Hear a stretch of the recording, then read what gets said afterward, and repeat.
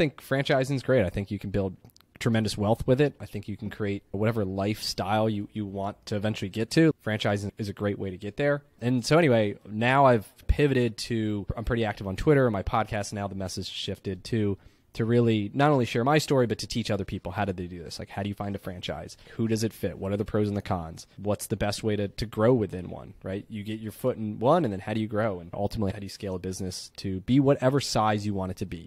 Not everyone's got to be the size that we're at. Some people can live a great life and have everything they want at a much smaller, easier to manage company. And there's other people that want 500 locations. Totally possible. So anyhow, I really enjoy teaching people about it. Not a lot of people are in the space or talking about it. And if they are, almost none of them have the experience that I do in terms of like actually running a franchise business. A lot of the guys that talk about it, maybe they had one or two or smaller. I'm probably one of the top experience-wise as well.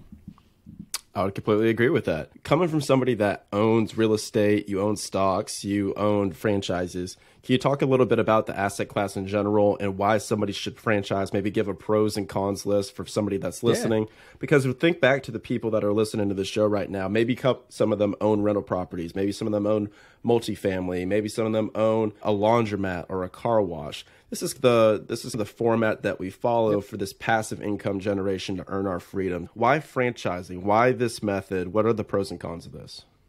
Yeah, so the franchising, there's a spectrum, right? And so in many different ways. A spectrum in terms of, I don't know, like I mentioned before, the size that you want it to be. It can be a single unit person who bought themselves a job, right? They have some freedom. Their income is directly tied to the amount of work they put in.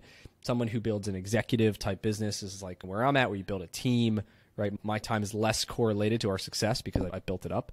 And then finally is like the investor, the board, right? Somebody who's really putting their capital to use in order to open up locations, and a team really runs all the day to day. And then obviously it's like infinitely scalable. And it really depends. Like buying a franchise is not buying real estate. Like buying into a franchise, you're buying a business, right? You're starting a business, right? And a business requires work. It is not easy.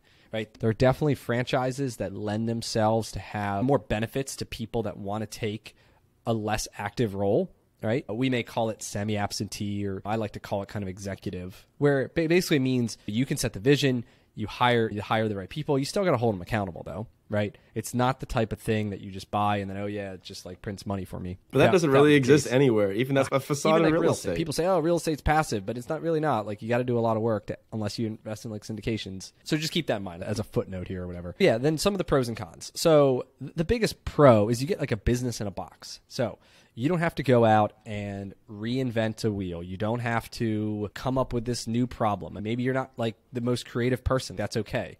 Like your job is not to be creative. Your job is to identify that, hey, there's a need in this market for this product or service. And this company has already developed a solution. They wrote the playbook. They wrote everything I need to do. And my job is to follow the playbook, right? Whether that's I'm going to do this marketing, we're going to do the things in this certain manner, right? That is the pro. It's a business in a box. And as a franchisee, you really focus 95% of your time on operations, which is driving. How do we drive sales? How do we convert those sales by following a process, or convert those leads into customers? How do we make sure we deliver on our promise and make sure everybody has a good experience? That's 95% of your job. The franchisor takes care of all the marketing for the most part. Like you pay a percentage of your sales into this fund, and then the franchisor they're the ones that build out the website. They build out the brand that, change the brand up. Like Midas, we've changed like the mascot of the brand multiple times since I've been involved. Like they handle all that stuff. They're the ones that'll shop on TV and get you on and make the videos and get you on YouTube and SEO and Pandora and all this stuff that like I know nothing about. I really don't care about. All I want is I want my phone to ring. Like I don't care how they make the phone ring. I want the phone to ring. And then I want my team to go in and be really good at taking that phone call and turn it into a visit, turn it into a sale, make sure they have a good experience so they come back. And then it's a cycle. And so you get the business in the box, you get the playbook, you get the lead gen. And then it's like the systems, the processes, the partnership. Like you've got a community where you're big at communities. You join a franchise, you are like instantly part of a brand new community. Other franchisees who are all just like you. They're in the same spot that you were at. Figuring it out.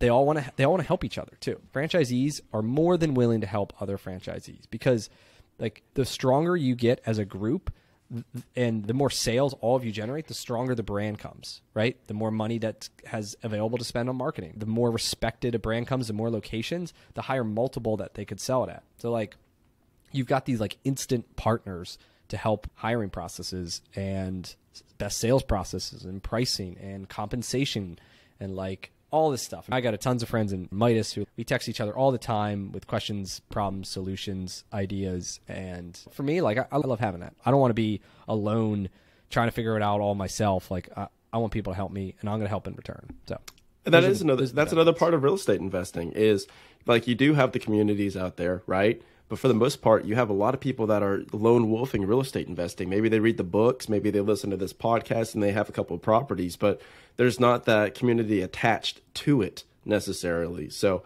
I really like that proponent of it because you can immediately go in where it's a win-win situation and everyone's not gatekeeping. Everyone's very open and fluid with the information share and the value exchange. I really like that. So for somebody, I'm putting all this in, I know it's apples to oranges, and this is more of a business conversation, and we're going to get more into that advanced and higher level business metrics in a second. But I just really want to lay the groundwork for somebody that's listening that may be unfamiliar with how all of this works in general.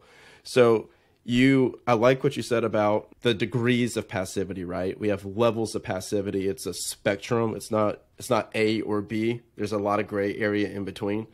So somebody buys a rental property. It prints out 200 to 500 net cash flow per month.